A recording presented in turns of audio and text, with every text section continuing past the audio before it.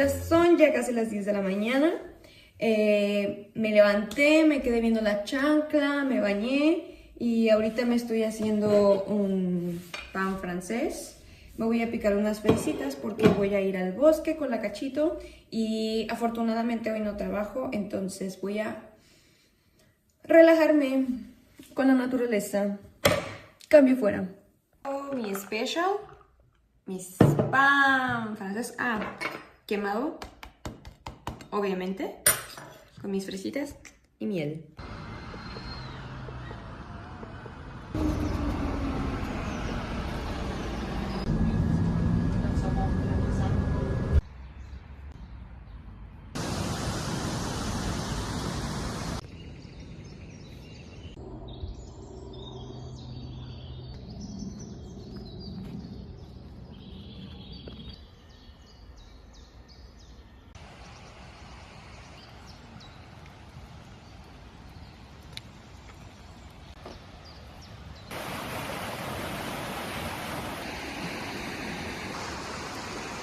Acá dice que ya tienes que tener la correa a partir de abril y aquí te dan un mapa para ver las rutas que puedes hacer con los perros, porque algunas personas están en bici. Aquí, junto al río, es una zona que es 100% para que el perro pueda estar sin correa. Cacho, ven, acá abajo. Ven, ven, ven, ven. Y aquí puede estar libre con otros perros. Y si camina por allá arriba, ahí sí debe tener correa, pero acá es completamente libre.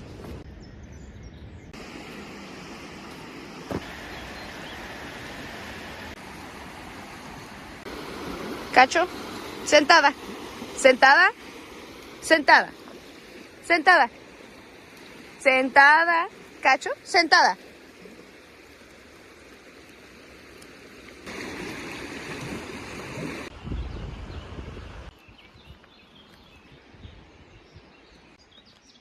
Ya se siente la primavera con las florecitas.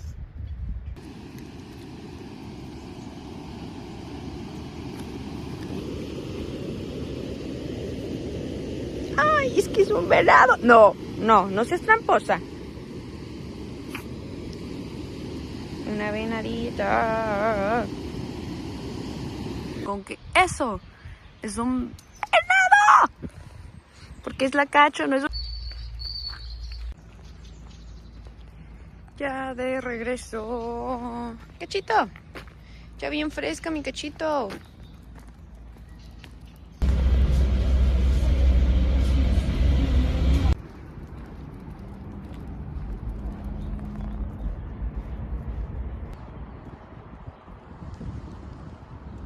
For denne gang til sådan en myrling. Jeg sagde tit formen. Llegamos a la casa. Nos pasamos una parada y por eso tuvimos que tomar el taxi que está en el río, como en el barquito, porque pues ya nos dejó del otro lado del puente y para caminar todo de regreso, ya las dos estábamos muy cansadas, pero miren, en cuanto llegamos la Cachito ya está como leona en el sol.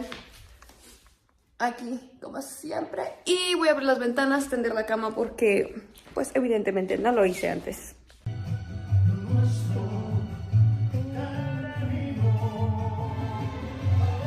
Así, todo cochinote. Los pongo en el aceite. Así quedó mi comida quemada. Mi pollito, mis tortitas de papa y mi ensalada que no se quemó, pero miren cómo me quedó el brócoli. Miren cómo se me hizo, porque se me pasó de cocerlo, pero bueno. Ay.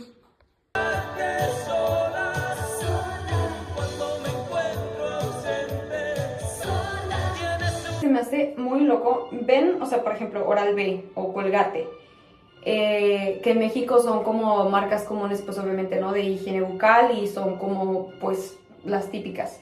Y una amiga de Rusia me dijo, estaba aquí, y me dijo que, wow, eres millonaria o algo así, me dijo. Porque esto en Rusia, Oral-B, es carísimo. Y se me hizo como, ¿qué? Porque pues se me hace normal. O sea, obviamente, probablemente no es la marca más barata, pero tampoco no es como que sea como de lujo o algo así. y para ellos Oral-B es como...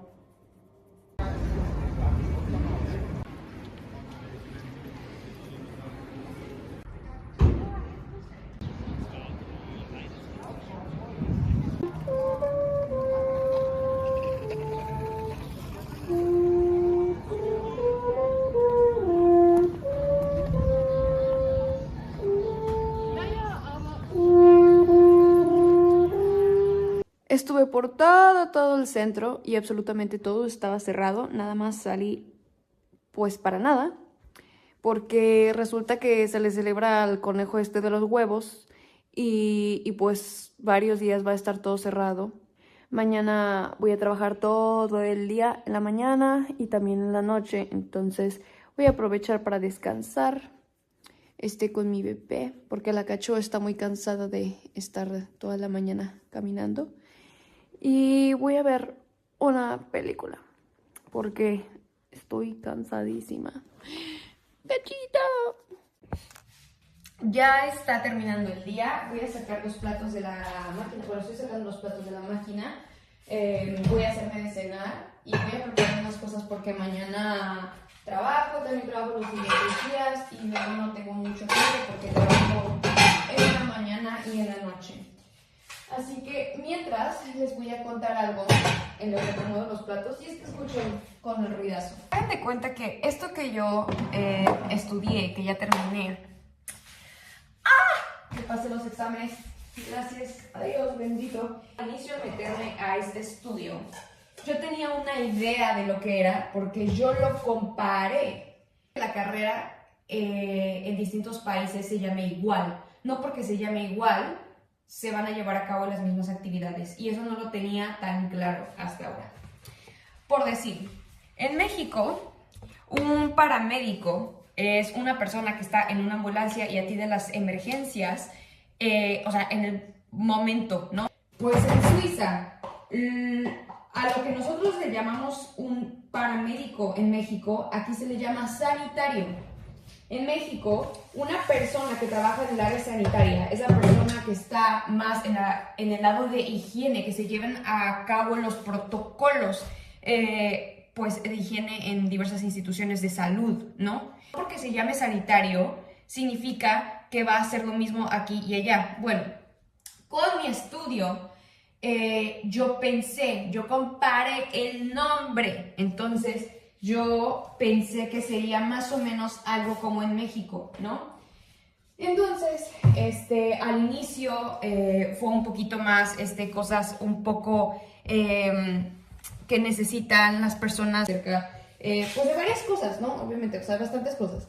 El punto es que al final de este estudio, nosotros aprendimos acerca del post-mortem. La muerte, pero también no solamente después de la muerte, o sea, como dice la palabra, eso, o sea, todas las últimas fases de vida y los protocolos que se llevan, porque en México, por la parte religiosa, existe un velorio, ¿no? Claramente, pues, dependiendo de cómo elija, pues, los familiares, una caja o en cenizas. En su mayoría es como que fallece la persona, dependiendo de cómo haya sido la muerte, en algunos de los casos se le tiene que hablar un médico forense, ¿no? Pero yo no sabía que es uno de esos puntos en los que tú trabajas, uno de esos puntos es tú trabajar para preparar a las personas para terminar con su vida, porque lo común en Suiza es que si ya tiene enfermedades muy avanzadas, las personas deciden por eutanasia y es muy común. Y en México, al mismo tiempo, de dos. O sea, se venera mucho la muerte y de hecho hay una cantidad enorme de personas en México que no sé si predicar es la palabra correcta, pero que creen en la santería, que hacen amarres, que hacen bueno, también tengo desinformación en eso, pero a la Santa Muerte.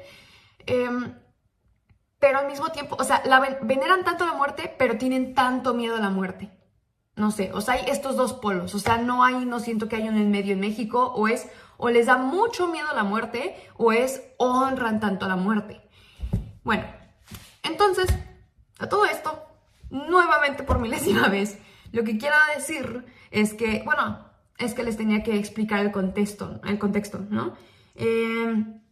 Es que, pues bueno, como dije, parte del trabajo pues es acompañar a estas personas a terminar de la manera con la que ellos quieren terminar su etapa en este mundo terrenal. Y como nosotros estamos en el área sanitaria, pues nosotros nos toca limpiar a la persona. Tiene que haber un tanatólogo ahí, ¿no? En esta parte del fallecimiento. Y entonces, en México, cuando alguien fallece, hablamos en términos como generales de 3 profesiones. Un médico forense, un tanatólogo y un embalsamador, ¿ok? Un embalsamador es la persona que se encarga de limpiar posteriormente el cuerpo, posterior al fallecimiento, ¿no? Que en este caso no es la persona que te da la acta de muerte, no es la persona que, simplemente es la persona que cuando una persona fallece se le tiene que limpiar el recto renal, se le tiene que sacar el aire que aún queda dentro, se le tiene, pues en el caso de México, para los velorios, para que pueda verse bien para la familia, se maquilla, se viste, se arregla, estéticamente se trata de que se vea lo mejor posible para que la última imagen que se lleven de esta persona sea pues la más amena, ¿no? Bueno, dicho esto, pues claramente yo tengo más inculcado, obviamente, bueno, o sea, lo único que tengo inculcado es cómo se ve la muerte desde una perspectiva mexicana. Es decir, por ejemplo, el Día de Muertos, el tener ponerle un altar a esta persona querida que se fue hacia la siguiente fase. Y pues el que en el caso de México, que hay bastantes casos pues de delincuencia que luego pues no se mueren por causas no justas, se tiene que haber un médico forense que te haga un dictamen de por qué falleció la persona, que te dé la causa real, porque muchas veces cuando es causa natural, la familia decide hacer una investigación para saber si realmente fue una causa natural o si hubo negligencia de parte de un centro una institución como un hospital. Entonces, pues sí, ¿ok? Bueno, nuevamente, regresando al punto, es que nosotros estábamos aprendiendo en clase acerca de cómo es aquí en Suiza, porque en Suiza es el único país donde legalmente se ejerce la eutanasia. Yo pensaba que era en más países, porque yo de hecho había visto en Google que era en más países. Y que es lo que aprendí, hay distintos tipos de eutanasia, de suicidio asistido y otras formas que pueden ser legales en algunos países, o no en los países, pero en algunos estados en específico. Pero bueno, o sea, aquí en Suiza es completamente legal y aquí se fundó la Exit, que la empresa Exit es la pero la única empresa que se dedica a ejercer la eutanasia, porque no lo puede hacer legalmente. Ningún doctor en este mundo puede ejercerlo más que las personas que están capacitadas por medio de esta institución llamada Exit, ¿ok? Bueno, pues aquí en Suiza es un tema muy distinto a México, ¿no? En el sentido que en México, una vez cuando alguien fallece, cada año cuando es su cumpleaños o cuando es el Día de Muertos, en el altar se recuerda a la persona. Y aunque, por ejemplo, yo recuerdo a mi abuela Natalia siempre rezar por las ánimas perdidas y por las personas que su familia no rezan por ellos una vez que ya fallecieron, por las personas que están en el purgatorio, por ejemplo. Entonces, siempre se recuerda y se conmemora a la muerte, ¿no? Como algo honrado, como algo honrado. Pues en Suiza es muy distinto porque más del 70% de las personas fallecen solas. Porque sí, obviamente, como es un país muy frío, muy solitario, pues ya es difícil tener un contacto con la persona estando viva, más cuando la persona ya pasó a otro mundo que no es el terrenal. Entonces, pues muchas veces, sí, o sea, fallecen solos y hasta quieren fallecer solos porque se les hace incómodo tener que ver a alguien cuando estás en tus últimas fases. Para mexicanos es muy distinto porque lo que más quieres es estar acompañado. A lo que más le temes es a la soledad y en Suiza lo que más se busca es la soledad. Entonces, pues hay perspectivas muy distintas. Y, por ejemplo, una de esas cosas es que no existe un velorio, porque una muerte debe ser digna, debe ser en silencio y debe ser llevada en autonomía, sola. Entonces, las personas mueren solas, no hay velorio y lo que pasa después es de que una persona fallece, se va a un crematorio, ¿ok? Crematorium. Ya cuando una persona está muy enferma, o antes de que la persona está muy enferma, en realidad tú desde antes tienes que tener ya tu testamento y tú ya, no de que la familia elija por ti, sino de que tú elijas cómo quieres fallecer, de qué manera, cuándo, cómo, etc. Y otro de los puntos también con esto de la muerte es que familiares. En México muchas veces los familiares van y le dicen a los doctores qué hacer, en el sentido de que deciden por ellos cuando la persona no es capaz de discernir. Hablando que la persona no es capaz de discernir, hablo cuando tienen ciertas enfermedades que ya son deterioro cognitivas o crónicas muy avanzadas que la persona ya no es capaz pues de discernir por sí misma, de escoger por sí misma. Hablamos de una persona a lo mejor con demencia, ¿no? Una persona con demencia. Si yo tengo demencia y estoy muy enferma y necesito a lo mejor una operación, yo no puedo decidir por mí misma, claramente. En México, quien elige es la familia, el esposo, el hijo. En Suiza, ningún familiar puede opinar acerca de la salud propia más que la misma propia persona. Entonces, si la persona no es capaz de discernir, tiene que opinar un especialista. Un especialista tiene que decidir cuál es la mejor opción para el paciente, ¿no? Entonces, muchas veces cuando las personas ya están en fases complicadas o en enfermedades donde ya el estadio en el que están ya es muy feo, la familia como que le dice como con esta palabra de eres un luchador, eres un guerrero, sigue luchando, cuando la persona ya no quiere seguir luchando, pero la persona se sigue quedando por la familia, por cómo se va a sentir después la familia, por este dolor emocional. Y pues eso que se trata de evitar en Suiza, que la persona o que sea capaz de decidir, y si no puedes decidir tú, que decida un especialista por ti, ¿no? Y bueno, o sea, con esto quiero decir que la muerte se ve desde ojos muy distintos a cómo se ve en México.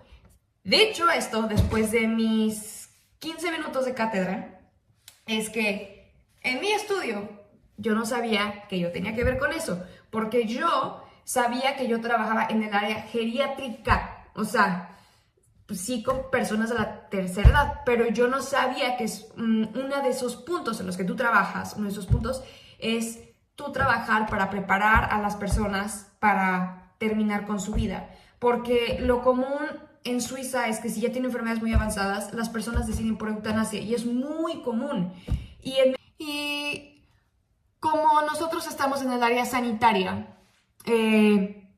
pues nosotros nos toca limpiar a la persona una vez la persona, pues, una vez que la persona falleció. O sea, nosotros, por ejemplo, cerrar los ojos de la persona que muchas veces se vuelven a abrir, entonces los tenemos que volver a cerrar. Muchas veces cuando ya están, pues, o sea, hablando ya, o sea, como dije en la área geriátrica, o sea, de personas de la tercera edad que utilizan prótesis dental, pues entonces asegurándose de que la persona tenga la prótesis, porque si no la boca se le sume, ¿no?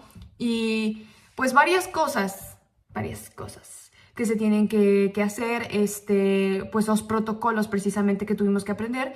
Y yo pensé como qué interesante, se me hizo qué interesante ver cómo la gente ve a la muerte desde otra perspectiva muy distinta a la de México. Pero, pues les digo, o sea, yo me quedé como, muy interesante. Y después la maestra como, pues sí, pues lo vas a hacer. Y yo, ¿cómo? Porque yo mentalmente yo no me sentía preparada para yo trabajar con... Iba mientras yo estaba acomodando los trastes. Bueno, es que siempre me quedo hablando y luego no hago nada. Pues sí, o sea, me sorprendió. Yo dije, no me siento mentalmente preparada para yo hacer este tipo de cosas, porque para mí justamente yo veía la muerte con ojos pues muy mexicanos, perspectiva muy mexicana de que la muerte es algo que se respeta, se le honra, se le venera y también esto de los velorios, no sabía que tan antihigiénico es hacer un velorio. No sabía las probabilidades estadísticas inmensas de que puedes contraer varias enfermedades, pero altísima la probabilidad de tú estar, o sea, por tú estar en un velorio, todas las enfermedades que podrías tener, o sea, sí, por estar en un velorio. Y en México, no sé, yo no lo había pensado. Muchas veces cuando las personas se enferman después de estar en un velorio, piensan que es psicosomático, o sea, quiere decir que las emociones luego las pasan a... pues las emociones tienen que salir, y si a lo mejor la persona no lo puede expresar, pues tiene que salir a lo mejor con malestar estomacal, que la persona luego muchas veces tantas emociones que vomite, etcétera. Pero en México se cree que es algo más emocional, y en Suiza se cree que es algo más, por aquí no hacen velorios, pero esa es la razón también por la que no hacen otro tipo de rituales, porque hablando en cuestiones de higiene, hay demasiados gérmenes, bacterias que están ahí en ese momento, que lo que libera una persona en cuanto fallece, o sea, tan siquiera el olor es muy fuerte, y tan solo de pensar que el olor es muy fuerte porque la persona se está descomponiendo, ya hay que pensar de que están, pues sí, de que puede haber por ahí a lo mejor un riesgo de alguna infección. Por cierto, en Suiza no existe ni un médico forense, ni un tanatólogo, ni un embalsamador. O sea, por eso estamos nosotros, y por eso yo no sabía de que mi profesión es una mezcla también de eso, porque yo dije, pues ¿dónde está el otro? Pues no hay otro. Bueno, el maestro me dijo que, porque yo dije, qué triste. Y como siempre, impertinente, imprudente, yo seré la número 1, enfrente en la fila, primer lugar. Y yo dije en voz alta, qué triste. Y el maestro dijo, no es triste. En realidad, cuando una persona está en esa fase, independientemente de la cultura, lo que quiere es estar solo porque quiere descansar. Y muchas veces personas no fallecen porque esperan a tener su privacidad, a estar solos para poder estar en paz e irse. Porque el tener una persona ahí en la habitación hace un peso emocional muy fuerte que no le permite a la persona descansar. Pero una persona que ya está en una etapa avanzada de cáncer o cualquier enfermedad así fuerte, lo que quiere es descansar. Ya nadie que no se puede parar de la cama, que está completamente conectada, que todo el tiempo se la pasa dopada de tanto medicamento, que no puede ya ni hablar, no puede ni comer, no puede hacer del baño, ya nadie en esa situación quiere vivir. Ya todas las personas eligen descansar, necesitan descansar, pero solamente se quedan por la gente, y porque la gente lo exige, porque la gente es egoísta y piensa y dice de no te vayas porque no quiero que me dejes aquí solo, ¿cómo me vas a dejar sola? Y así, eso es egoísmo, y eso es lo triste. Bueno, me lo dijo en sus palabras, obviamente cuando me lo dijo sonó así como bien melodioso, pero yo dije, es verdad, es verdad.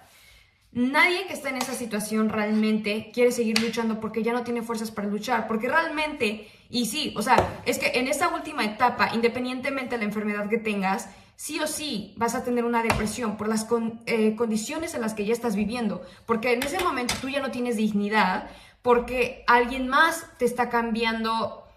No puedes ni siquiera pararte al baño. Literalmente ahí tú estando acostada tienes que, pues, orinar, tienes que, o sea, te tienen que, con un catéter a veces, o sea, ya no se tiene dignidad, ya no se tiene apreciación por la vida, porque ya no puedes apreciarla, porque ya no tienes las fuerzas, porque ya no tienes los motivos, porque muchas veces, obviamente, estando en estas etapas de las que estoy hablando, yo no hablo de, o sea, en etapas anteriores o enfermedades que, pues, o sea, hablo de crónicas que ya están en cuidados paliativos, o sea, que ya no tienen manera de recuperarse, o sea, ya está muy mal. Si tú ya sabes que no te vas a recuperar, ya no tienes dignidad, no puedes moverte de la cama, ¿por qué vas a seguir luchando por seguir viviendo así en esas condiciones más años o más días? O sea, no hay sentido. Entonces, dejemos de estar forzando a las personas a vivir cuando lo que quieren es descansar. Eso es todo. Así es.